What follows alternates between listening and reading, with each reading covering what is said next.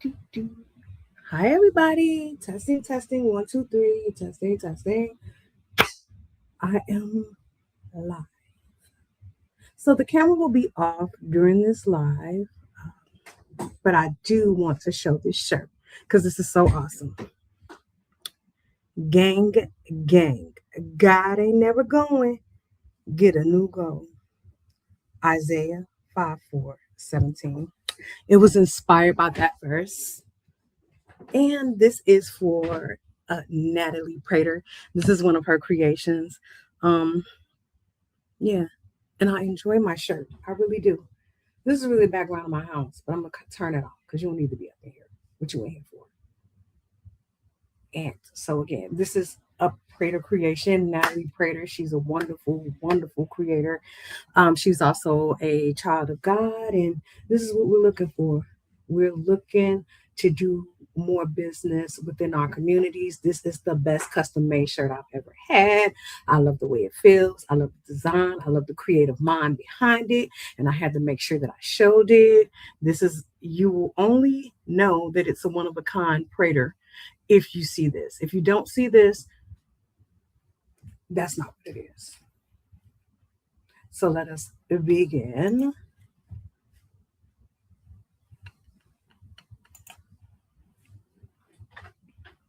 So today, we're going to talk about something that may hit a nerve.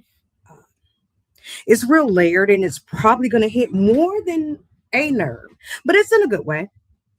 We're talking about this idea, that everybody is competing. You go online, you see younger women competing with older women, middle-aged women competing with younger women, younger men, older men, all fighting for attention, validation, and relevance. And where does that leave Gen X? According to the narrative, somewhere in the middle. We're just trying to keep up. But, the truth is much simpler. You know that? We're not competing, we're not chasing, we're not performing, we're choosing peace. And that applies to both Gen X women and Gen X men. So we will break this off into segments. If you have something that you want to say, I'm currently on live on Facebook. It should be streaming on YouTube, hopefully, but YouTube hates me. So let's just hope for the best. So, segment one, we're going to talk about the myth of constant competition, right? We've heard it all before: younger men versus older women, younger men versus older men, men versus women. Everybody's trying to just like outdo, outshine, outlast. But Gen X, we came up in a different environment. We learned independence early. We learned silence early. We learned how to survive without constant reassurance. So when the world says compete with competition or compete for attention, we kind of respond with why. You know, we've already seen what chasing attention leads to: burnout, confusion, empty validation. And we're really not interested in recycling that experience, right? Just because you got all this great technology, we just don't want to participate. And it's okay. So let, let's just not romanticize it. You know, a lot of Gen X men and women were raised in an environment where emotions weren't always acknowledged. A presence wasn't always consistent, and love was not really expressed in healthy ways. We were taught to handle things ourselves, suppress instead of express, keep moving no matter what. For women, that often turned into overgiving, overperforming, seeking validation through being needed. For men, it often turned into emotional shutdown, pressure to provide without support, and struggling to express vulnerability. But here's the turning point: at some stage, both men and women start waking up. They realize attention is not healing, validation is not connection. Being chosen is not the same as being valued. The phrase gets misunderstood all the time because we kind of get into that whole get in where you fit in, right? And because you're not from that era, you don't even know what we're talking about. You couldn't even begin to relate. It's a foreign concept to you. Just get in where you fit in because you want to fit everywhere. And a lot of you think you're entitled to fit everywhere. Don't know why that is, but a lot of you think you deserve to be in every space. And so when we talk about getting in where you fit in, this goes for both men and women. Um, the way that you guys kind of misunderstand us is you think that getting in where you're feeling means settling or accepting loss or giving up. It means we're no longer forcing alignment. What does that mean? For Gen X women, we're no longer shrinking to be liked. We aren't competing with younger women, and we aren't performing for validation. It shows up in a Gen X man as they're not chasing every opportunity for an ego boost. They aren't trying to impress for approval and aren't forcing connections that lack depth. Instead, both male and female in Gen X are moving with intention. If it fit, it stays. If it flows, it grows. If it doesn't, we let it go. No chasing, no convincing, no competing. So who's really in competition? Let's be honest. A lot of the competition energy we see today is driven by social media validation, comparison culture, external pressures to be seen, liked, and desired. Younger generations may still be navigating that piece, and that's part of the journey. But Gen X men and women, we've already gone through the cycle of trying to prove ourselves, trying to be everything to everyone, and trying to win attention. And we've learned some very, very critical things about that, right? We've learned something so critical. Attention is easy to get, peace is not. So we choose peace, right? We're not competing with younger women's beauty, younger men's energy, older generations' expectations. We're grounded in something else, self awareness. Yeah, yeah, that's a thing. That is a self awareness is a thing. So we've gone from chasing to choosing. There's a shift that happens when you live long enough. For women, you stop asking, am I enough? And start asking, is this enough for me? For men, you stop asking, how do I prove myself? And start asking, where am I valued without performance? The shift changes everything, right? Now, relationships are intentional, attention is optional, peace is non negotiable. You're not trying to win people over, you're simply present and aligned. We're not bitter. We're not disengaged. We're not outdated. We're just aware. We're aware that not everything deserves our energy. Not every space deserves our presence. And not every person deserves access. Sorry. We're not chasing attention anymore. We're protecting our peace. And if something or someone fits into that peace, then it's welcome. If not, we move on without any noise, without complaints, and without explanation. I was having a conversation with my beautiful co-host, Raquel, 555, Rocky Balfour, my bestie. And we were talking about how do you find yourself in a space where you people are competing with you and you don't even know you're in competition.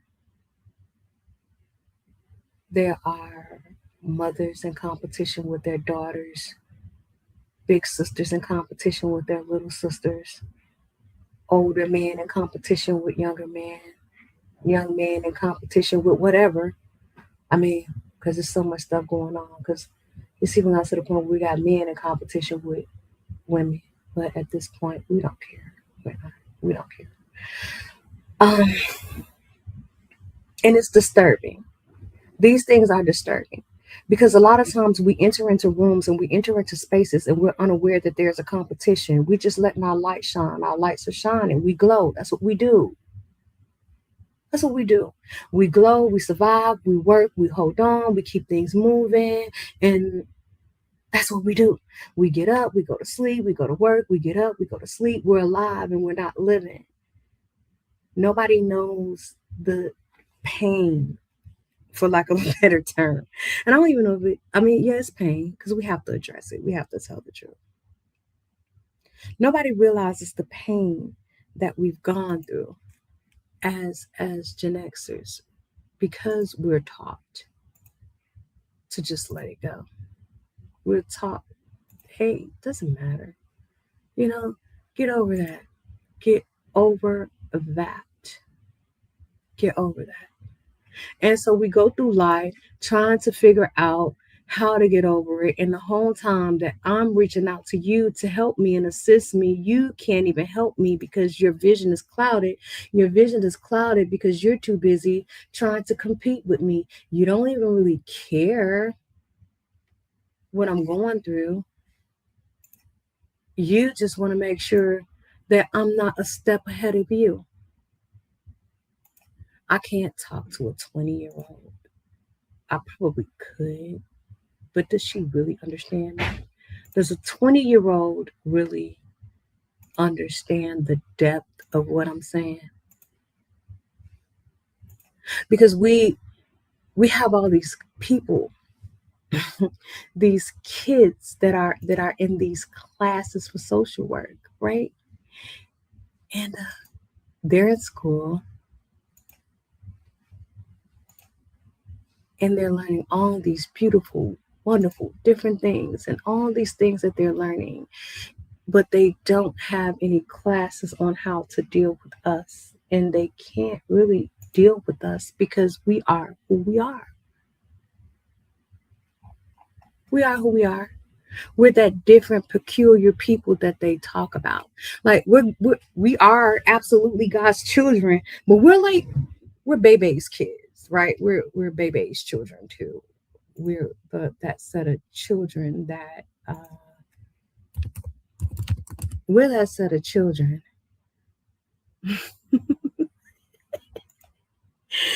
that was outside on the block.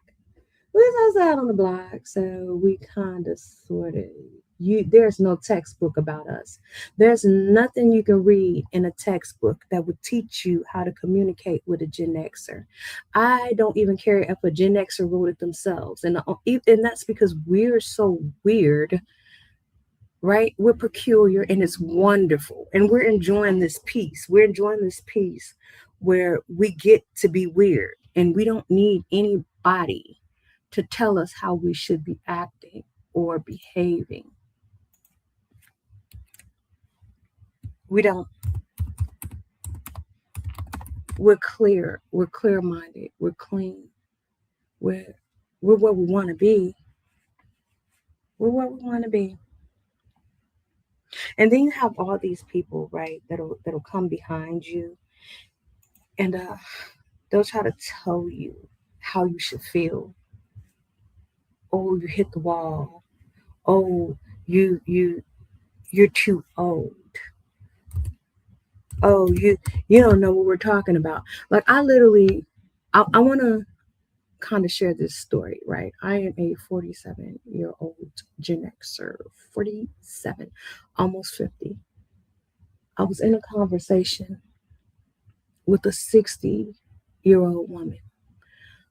And this woman turned to me. I don't even remember what the whole conversation was about. This woman turned to me and she said, yeah, how old are you? I said 47. She's like, you haven't lived long enough. You don't know anything. And I had to take the time to tell her that unfortunately, because of the era that I grew up in, I know a lot of things. I know things that you don't know. I've experienced things that you've probably never ever seen. Never ever seen. But the sad part about all of this is I didn't have any type of emotional support, and a lot of us didn't. And I also want everybody to know, if you really pay attention to those Gen X years, they were like dog years. They were the most confusing years of our life, right? Because one day was like a year. You could live out, you could go outside one day, and that one day could some kind of way just pull off into like a whole year, because it was always busy. We were always busy. We were here, we were there, we were here, we were there, we were there, we were there, always unsupervised.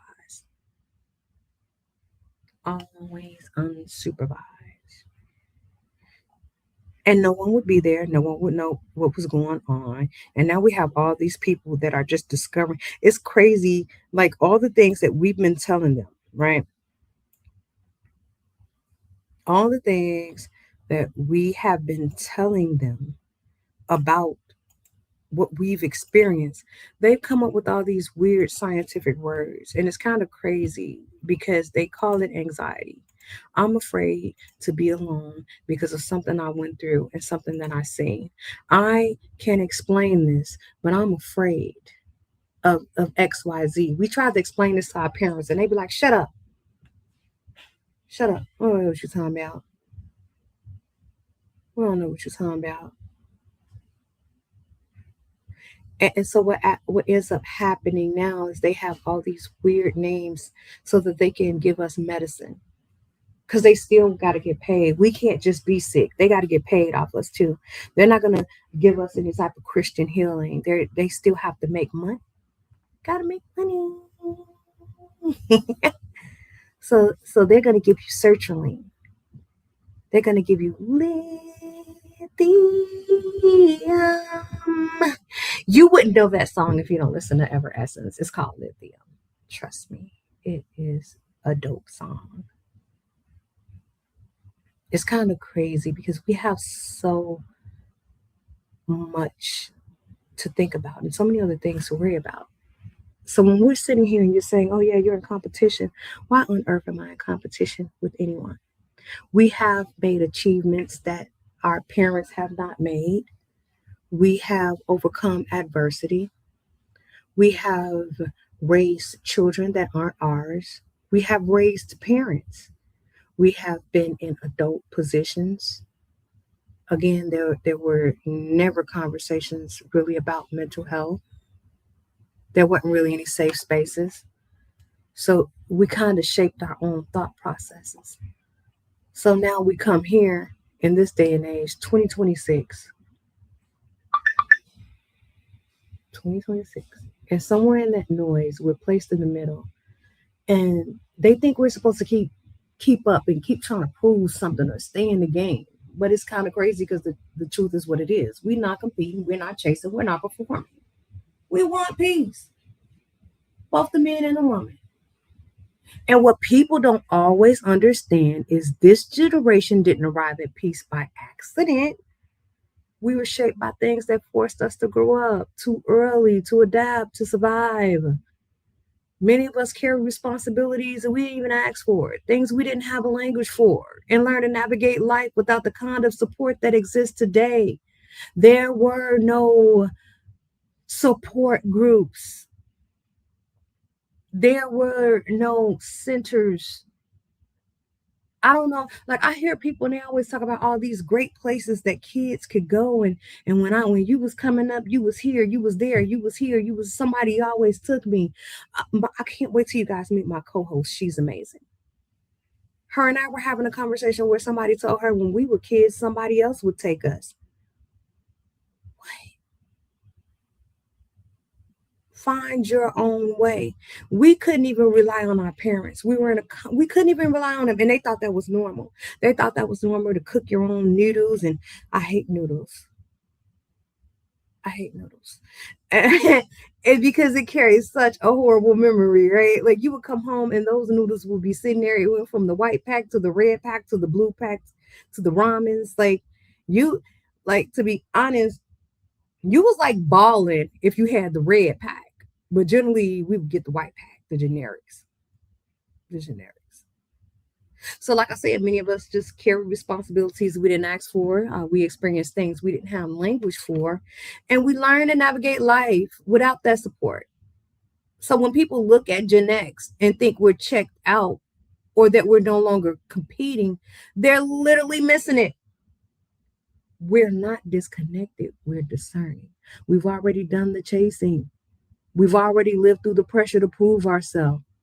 And for many of us, we've also done the internal work of confronting pain, trauma, and identity. So now we just move different. We value peace over performance, clarity over chaos, depth over attention. And that can look unfamiliar in a world that does not thrive on compassion. It looks very unfamiliar. But it's not weakness, it's wisdom. It's what happens when you realize that not everything. I'm sorry, somebody sent me an email and they know the devil is a liar. They send emails. Sorry about that. Rocky. It's what happens when you realize that not everything deserves your energy and not everyone is your competition. You know, sometimes the greatest growth you're ever going to experience is stepping out the race altogether. Why would we continue? I remember they were like, "Oh yeah, it's the rat race." I'm not a rat. I'm not a rat. So it's okay. It's okay to step out the race. It's okay to quit. And not because you lost, but because you finally understand. You were never meant to be in a race in the first place. This thing that you guys have going on, it was never for us, right? We should not be here. We're not going to race with you. What we've decided as Gen Xers, and this is exactly what we've decided. I just want to say this. We're choosing peace. Because what people don't always understand is that this generation didn't arrive at peace by accident. I'm repeating that. We come from a time where a lot went unspoken. I'm repeating that. We had to show up for ourselves. We learned how to function even when we weren't okay. Fix your face before I give you something to cry about. But you already did. There's nothing else left for you to give me. It can't get worse than this. We learned how to show up, even when we were carrying things nobody could see. And for many of us, that didn't just disappear as we got older. It came into our relationships. It came into how we operate and how we see the world. It's how we protect ourselves. We're just not realizing, again, that what we've been carrying has a name. It wasn't just stress. It wasn't just your personality. People tell you, oh, you crazy, you mean. It was survival.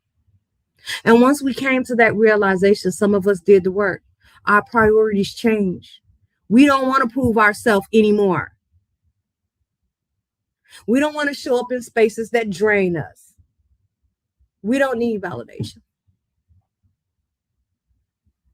Peace becomes more valuable than attention. And that's the part you guys are not getting. When Gen X step back, it's not because we can't compete.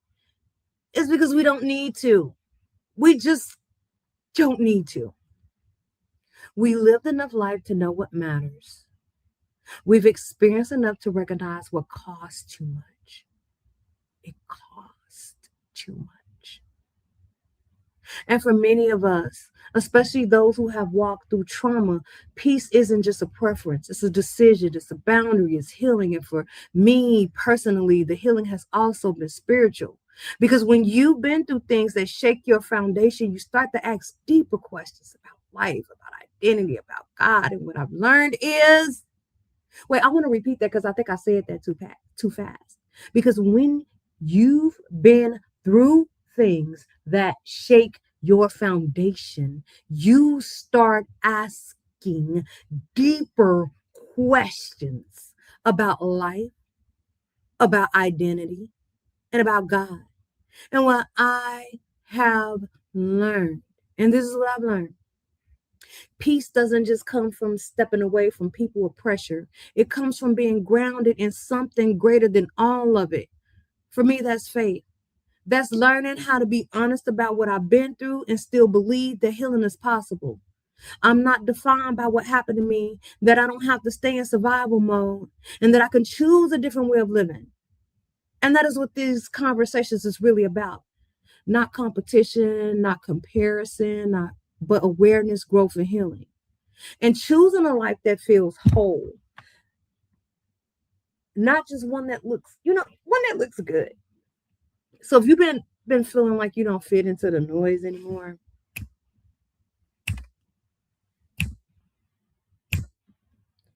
if you've outgrown the need to prove yourself, if you started protecting your peace in a way people don't understand, you're not lost, you're not behind, you're evolving. We'll hear the conversation over and over. The revolution, the revolution, the revolution, revolution, revolution will not be televised, the revolution. And the revolution has happened.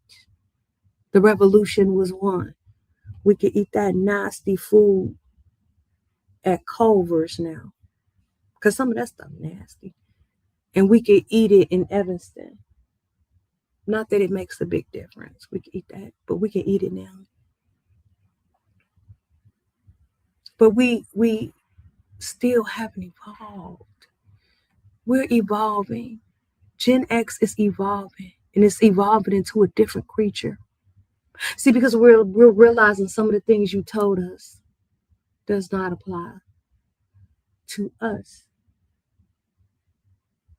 The things that you taught us, they are no longer useful in this era. Wisdom is always respected. I respect wisdom, but I don't respect repetition. I don't want to hear that again. You said that in 97 and nothing has changed. Evolving is a scary thing. And sometimes evolution looks like stepping out of the race entirely. Not because you lost, but because you realize you was never meant to run in the first place. You was never meant to run in the first place. Why are you? Shh. Hey, y'all, check this out. I'm about to say something. Why are you running an invisible race? Why are you running an invisible race? Why are you sitting at home looking at somebody else on the internet, or looking at somebody younger than you, or looking at somebody older than you, and saying, I think I'm better than you? Why is that even a real thing? Why is that even a real thing? As Gen Xers, I believe that, and I believe this with everything in my heart. None of you will ever, if you're the generation before, if you're the 5 generations after, you will never experience what we experienced, because we were, I like to call us the lab rat generation. The lab rat generation. All the processes and everything that they've come up with, all the medicines that they've developed, and all the things that they found out by, of course, experimenting on us.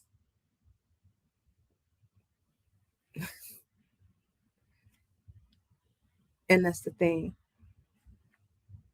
That's the thing. So I'm going to head out, because I really don't have a lot to talk about after this. Just want you guys to understand, we're not competing. You can't compete where you don't compare. We're done. So I don't know what you old people and you young people about to do with each other, because that's crazy. Because even as I look at the state of the United States, this is so symbolic, right? We got old people ruining it for the younger generation. And the younger generation is expecting us to step in and stand in the gap and fix it. But we can't fix it because we need their support. And we can't fix it for the older generation because we need their support. Like, it's so crazy. The young people like, get them. And the old people like, get them.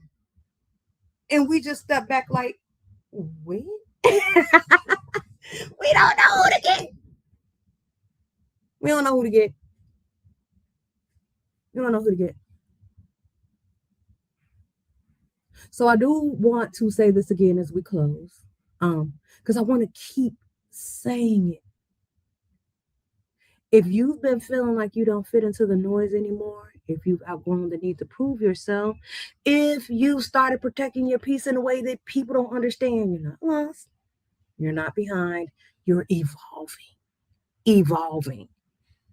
And evolution may look like dropping out the race because it may be a small thing to a giant. In closing, God, we thank you for meeting us right where we are, for the parts of us that are still healing, the parts that are learning to let go, and the parts that are finally choosing peace. Help us to release the need to compete, the need to prove, and the need to carry what was never ours to hold, to give us clarity, to recognize what drains us and the strength to walk away from it. Heal the places in us that operate from survival and teach us how to live from a place of wholeness. Remember, us that our value is not in intention. God, remind us that. Our value is not in attention, but it's in who we are in you. And as we continue this journey, help us to choose peace daily.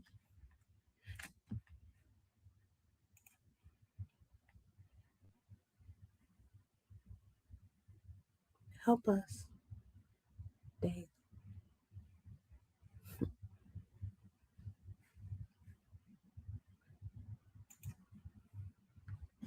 Thank you all. Have a wonderful day.